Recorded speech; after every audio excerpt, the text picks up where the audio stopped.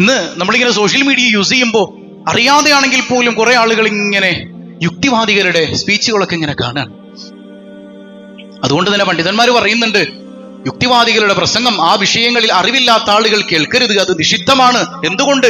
അത്രമേൽ ഈമാൻ ഉറച്ചിട്ടില്ലാത്ത നമ്മൾ പറയും, എനിക്ക് ഈമാനൊക്കെ ഉണ്ട്, പക്ഷേ നിനക്ക് ആ വിഷയം അറിയില്ലെങ്കിൽ നിന്റെ ഹൃദയത്തിൽ പോലും വേണ്ടാത്ത ചോദ്യങ്ങൾ ഉണ്ടാകും.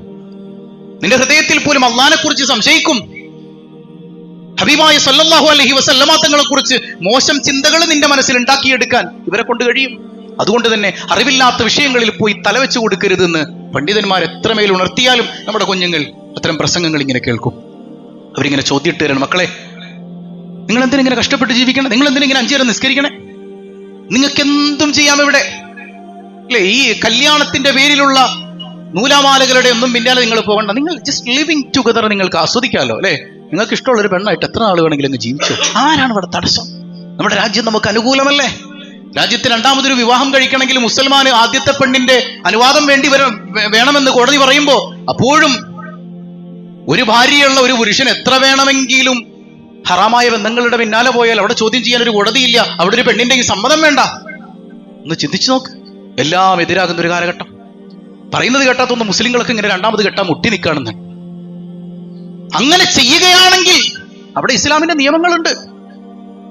പക്ഷേ അങ്ങനെയൊന്നും അല്ലാത്തിടത്ത് കോടതി മിണ്ടാതിരിക്കുമ്പോൾ അതിനും സമ്മതം മൂളിക്കൊടുക്കുമ്പോൾ എത്രമേൽ വലിയ അരാജകത്വത്തിലൂടെയാണ് നമ്മൾ നീങ്ങിക്കൊണ്ടിരിക്കുന്നത് എന്ന് പറയാതെ വയ്യ. ഹബീബായ സയ്യിദുനാ റസൂലുള്ളാഹ് ചെറുപ്പക്കാരെ നിങ്ങൾ ദീനുള്ളവരാകണമെന്ന് പഠിപ്പിക്കുന്നുണ്ട്. അപ്പൊ നമ്മുടെ കുട്ടികൾക്ക് ഇങ്ങനെ മനസ്സിൽ ഇട്ടുകൊടുക്കണം, നിങ്ങൾക്ക് ലിവിങ് ടുഗദർ ആസ്വദിക്കാമല്ലോ. നിങ്ങൾ എന്തിനാണ് ഇങ്ങനെ സെപ്പറേറ്റഡ് ഹോസ്റ്റൽസിൽ കഴിയുന്നത്? നിങ്ങൾക്ക് ആണിനും പെണ്ണിനും ഒരുപോലെ ഈക്വാലിറ്റി നമുക്കുണ്ടല്ലോ, നമുക്ക് ഒരുമിച്ച് ജീവിക്കാമല്ലോ എന്നാണ്. നിങ്ങൾ ഒരുമിച്ച് ജീവിച്ചോളൂ. എല്ലാം കഴിഞ്ഞിട്ട് ഇതിനൊക്കെ വിരാമം കുറിക്കപ്പെടുന്ന ഒരു ദിവസം വരാറുണ്ട്. അന്നെന്ത് ചെയ്യും? അന്നാരുണ്ടാവും കൂടെ? അന്നാരുണ്ടാവൂല. അതുകൊണ്ട് തന്നെ നമ്മുടെ കുഞ്ഞുങ്ങൾക്ക് കൃത്യമായി ദീൻ പഠിപ്പിച്ചു കൊടുക്കണം. ഒരു യുക്തിവാദിയുടെ വെല്ലുവിളികൾ കാണുമ്പോഴാണ് ഒരാൾ പറയുന്നുണ്ട്, ഖുർആനൊക്കെ ആരാണ്ട് എഴുതിയതാണ്? മുഹമ്മദ് എഴുതിയതാണ്. ഞാൻ എഴുതുമല്ലോ അതുപോലെ. വെല്ലുവിളിക്കാൻ ഖുർആൻ വേണ്ട, ഖുർആനിലെ ഒരായത്ത് വേണ്ട, ഒരായത്തിന്റെ കഷണമെങ്കിലും തുല്യമായത് കൊണ്ടുവരാൻ പിതൃസ്ഥാനത്ത് പ്രതിഷ്ഠിക്കാൻ ആരെങ്കിലും ഉള്ളവനെ വെല്ലുവിളിക്കാൻ. ഇത് എന്റെ വെല്ലുവിളിയല്ല, അള്ളാഹുവിന്റെ വെല്ലുവിളിയാണ്, അള്ളാഹിന്റെ വെല്ലുവിളിയാണ്. പടച്ചവൻ ഖുർആനിൽ ചോദിക്കുന്നുണ്ട്, നിങ്ങൾ ലോകത്തുള്ള മുഴുവൻ ആളുകളെയും ജിന്നുകളും മനുഷ്യരും ഒക്കെ നിങ്ങളെ സഹായിക്കട്ടെ, ഖുർആനിന് സമാനമായി ഒന്ന് വേണ്ട, ഖുർആനിലെ ഒരു ആയത്തിന് സമാനമായെങ്കിലും കൊണ്ടുവരാൻ നിങ്ങൾക്ക് കഴിയുമോ? കഴിയില്ലെന്ന് പരിശുദ്ധ ഖുർആൻ. കാരണം ഇത് സ്രഷ്ടാവിന്റെ വാക്കുകളാണ്, സ്രഷ്ടാവിന്റെ കലാമാണ്. സൃഷ്ടിക്ക് ഇതിലൊരു റോളും ഇല്ല.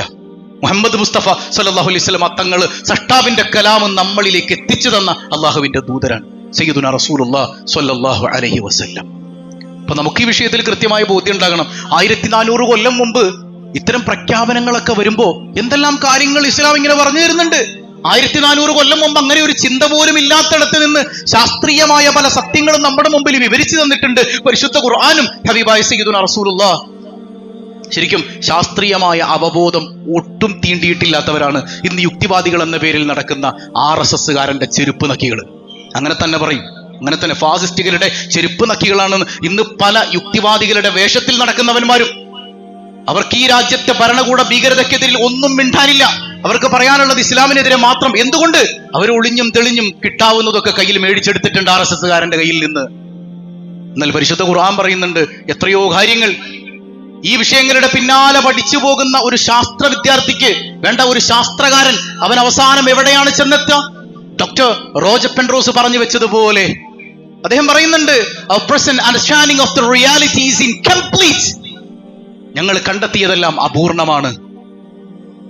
യഥാർത്ഥ ശാസ്ത്രകാരൻ പറഞ്ഞു വെക്കുന്നത് അങ്ങനെയാണ്. ഞങ്ങൾ കണ്ടെത്തിയത് എന്തെല്ലാം ഉണ്ടോ അതൊക്കെ അപൂർണമാണ്, ഒന്നും പൂർണ്ണാർത്ഥത്തിൽ ഞങ്ങൾ കണ്ടെത്തിയിട്ടില്ല. അള്ളാഹു ചോദിക്കുന്നില്ല, മോനെ നിന്നെ ഒരു ബീജത്തുള്ളിയിൽ നിന്ന് ഞാൻ ഇങ്ങനെ ഈ രൂപത്തിലേക്ക് വളർത്തിക്കൊണ്ടുവന്നു, എന്നിട്ട് നീ എന്നെ നോക്കിയിട്ട് ചോദ്യം ചെയ്യാണോ ദൈവമുണ്ടോ എന്ന്?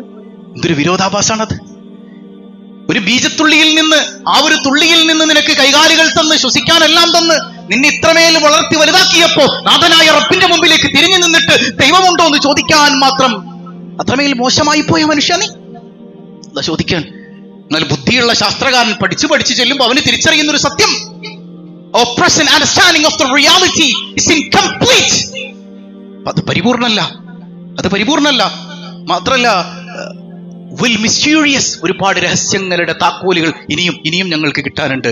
ലോജിക്കലി ഫ്ലോട്ട്, ഇതൊന്നും യുക്തിഭദ്രമല്ല. ഏത് ശാസ്ത്രം കണ്ടെത്തിയ, ഇത്രയും നൂറ്റാണ്ടുകൾ കഷ്ടപ്പെട്ട് ശാസ്ത്രം കണ്ടെത്തിയതൊന്നും തന്നെ യുക്തിഭദ്രമാണെന്ന് പറയാൻ ഞങ്ങൾക്ക് പറ്റില്ല. കാരണം ഇന്ന് പറഞ്ഞത് നാളെ ഞങ്ങൾക്ക് മാറ്റി പറയേണ്ടി വന്നേക്കാം. എന്നാൽ ഖുർആനിന് ഒറ്റ സ്റ്റാൻഡേ ഉള്ളൂ. അന്ന് പറഞ്ഞത് ഇന്നും നാളെയും ഒക്കെ ഒരേ വാക്കേ ഉള്ളൂ അള്ളാഹുവിന്റെ കലാമിന്. അതുകൊണ്ട് തന്നെ അള്ളാഹ് പറയുന്നുണ്ട്, ഇന്നമാ ഊതീതും മിനൽ ഇൽമി ഇല്ലാ ഖലീലാ. മനുഷ്യന്മാരെ, നിങ്ങൾക്ക് നാം നൽകിയത് വളരെ കുറച്ച് ഇൽമാണ്, വളരെ കുറച്ച് ഇൽമേ നിങ്ങൾക്ക് തന്നിട്ടുള്ളൂ. ഇല്ലേ? അനന്തമജ്ഞാതമവർണ്ണനീയം, ഈ ഗോളം ഒരു തിരിയുന്ന മാർഗം, അതിലെങ്ങാണ്ടിരിക്കുന്ന മർത്യൻ കഥയെന്ത് കണ്ടു. കേരളത്തിന്റെ മഹാകവി പാടിയത് അങ്ങനെയാണ്, അനന്തമജ്ഞാതമവർണ്ണനീയം, ഈ ഗോളം ഒരു തിരിയുന്ന മാർഗം, അതിലെങ്ങാണ്ടിരിക്കുന്ന മർത്യൻ കഥയെന്ത് കണ്ടു. ലോകത്തിന്റെ ഏതോ ഒരു മൂലയിൽ, ഇല്ലേ, ഈ ഗോളങ്ങളെ കുറിച്ചൊക്കെ ഒന്ന് ചിന്തിച്ചു നോക്ക്. അങ്ങനെ നോക്കുമ്പോൾ കേരളത്തിന്റെ മൂലയിൽ ഇരിക്കുന്ന നമ്മൾ ഒരു ഉറുമ്പിനേക്കാൾ ചെറുതായിരിക്കും.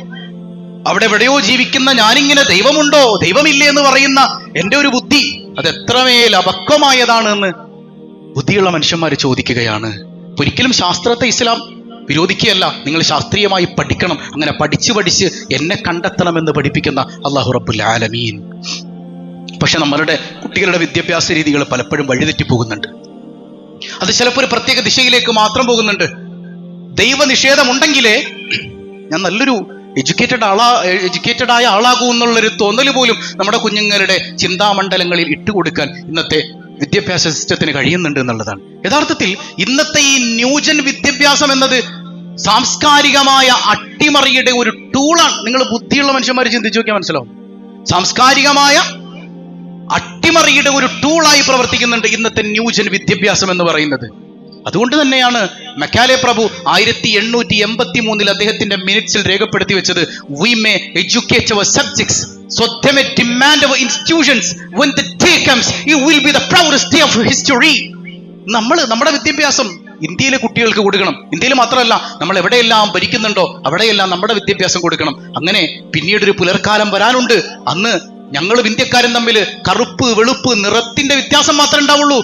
അവർ നമ്മളായി മാറും, നമ്മുടെ സംസ്കാരത്തിലേക്ക് വരും. അപ്പൊ സാംസ്കാരികമായി നമ്മെ അട്ടിമറിക്കാൻ കഴിയുന്ന ഒരു ടൂളായി പ്രവർത്തിക്കാൻ പറ്റുന്ന ഒരു ന്യൂജൻ സംവിധാനമായി വിദ്യാഭ്യാസം മാറിയിട്ടുണ്ട്. ഇന്ന് ഫാസിസ്റ്റുകളുടെ ലക്ഷ്യവും അത് തന്നെയാണ്.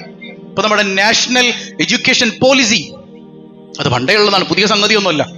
UPA ഗവൺമെന്റിന്റെ കാലത്ത് എത്രയോ നല്ല നല്ല പദ്ധതികൾ ആവിഷ്കരിച്ചിട്ടുണ്ട്. 14 വയസ്സ് വരെയുള്ള കുട്ടികൾക്ക് വിദ്യാഭ്യാസം നിർബന്ധമാക്കിയിട്ടുണ്ട്. ഇങ്ങനെയുള്ള സംഗതികൾ പരിഷ്കരണങ്ങളൊക്കെ വന്നപ്പോഴും ഒരു കാര്യം ഇവിടെ ഉണ്ടായിരുന്നു, ഈ രാജ്യത്തെ വൈവിധ്യങ്ങൾ അത് അപ്പാടെ നിലനിൽക്കണമെന്ന നിർബന്ധ ബുദ്ധി ഈ രാജ്യത്തിന്റെ ഭരണാധികാരികൾക്ക് ഉണ്ടായിരുന്നു. രാജ്യത്തിന്റെ വൈവിധ്യം എത്രമേൽ മനോഹരമാണ്. കേരളം പോലെയല്ല തമിഴ്നാട് പോലെയല്ല കർണാടക. ഇപ്പോഴും തമിഴന്മാർ ഹിന്ദിയോട് കാണിക്കുന്ന ഒരു വിരക്തി, അത് ആ ഭാഷയോടുള്ള വെറുപ്പല്ല, അവരുടെ സാംസ്കാരികമായ പല വിഷയങ്ങളും അതിനകത്ത് ഉറങ്ങിക്കിടപ്പുണ്ട്. ഓരോ നാടിനും ഓരോ വൈവിധ്യങ്ങളുണ്ട്. ആ വൈവിധ്യങ്ങളെ ഉൾക്കൊണ്ടുകൊണ്ട് പല വിദ്യാഭ്യാസ പദ്ധതികളും ഇവിടെ ആവിഷ്കരിച്ചിട്ടുണ്ട് UPA ഗവൺമെന്റ്. എന്നാൽ ഇന്ന് അങ്ങനെയാണോ നടക്കുന്നത്? അല്ല, ഇനി അതൊക്കെ മാറാൻ പൂർണ്ണ വിഷമയമായി വിദ്യാഭ്യാസ സിസ്റ്റം ഒക്കെ മാറിക്കൊണ്ടിരിക്കുകയാണ്. ഇന്ത്യയിൽ ICHR എന്ന് പറയുന്ന ഒരു സംഗതിയുണ്ട്, Indian council for historical research എന്നാണ് പറയാം. എന്തിനത്? ഈ രാജ്യത്ത് നടന്ന ചരിത്രപരമായ പല വിഷയങ്ങളും ജനങ്ങൾക്ക് എത്തിച്ചു കൊടുക്കാൻ വേണ്ടിയിട്ടാണ് ICHR ഉള്ളത്. എന്നാൽ ഇന്നത്തെ ICHRന്റെ അവസ്ഥ എന്താ? നമ്മുടെ രാജ്യം എത്രമേൽ മനോഹരമായിരുന്നു.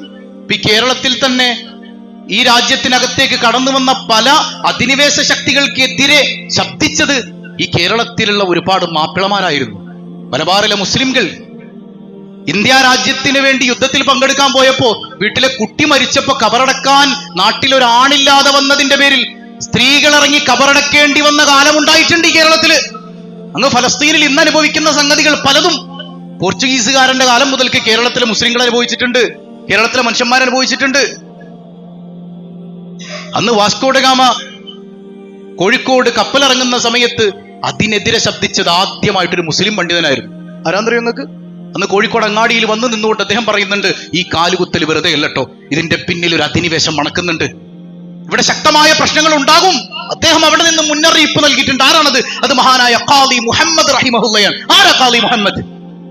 മുഹയ്യിദ്ദീൻ മാല എന്ന ആ മനോഹരമായ കാവ്യത്തിന്റെ കർത്താവ് മുഹയ്യിദ്ദീൻ മാല രചിച്ച ഖാദി മുഹമ്മദ് റഹിമഹുള്ളയാണ് ആദ്യമായി പോർച്ചുഗീസുകാരനെതിരിൽ വിരലനക്കിയിട്ടുള്ളത്. നമുക്ക് ചരിത്രം അറിയില്ല. ആ ഖാദി മുഹമ്മദ് റഹിമഹുല്ലക്ക് ശേഷം മഹാനായ ഷെയ്ഖ് സൈനുദ്ദീൻ മഖ്ദൂം ഒന്നാമൻ, സൈനുദ്ദീൻ മഖ്ദൂം രണ്ടാമൻ, കുഞ്ഞാലി മരക്കാർമാർ. പിന്നീട് ബ്രിട്ടീഷ് അധിനിവേശം വരുമ്പോൾ പിന്നീട് നമുക്കറിയാം ഒരുപാട് ആളുകൾ, അലി മുസ്ലിയാരും അതുപോലെ തന്നെ ഒരുപാട് രാഷ്ട്രീയ നേതാക്കൾ, മത നേതാക്കൾ അതിന്റെ മുമ്പിലുണ്ടായിരുന്നു. ആ ചരിത്രം മുഴുവൻ വാഷ് ഔട്ട് ചെയ്യപ്പെടാൻ അത് മുഴുവൻ കഴുകിക്കളഞ്ഞു.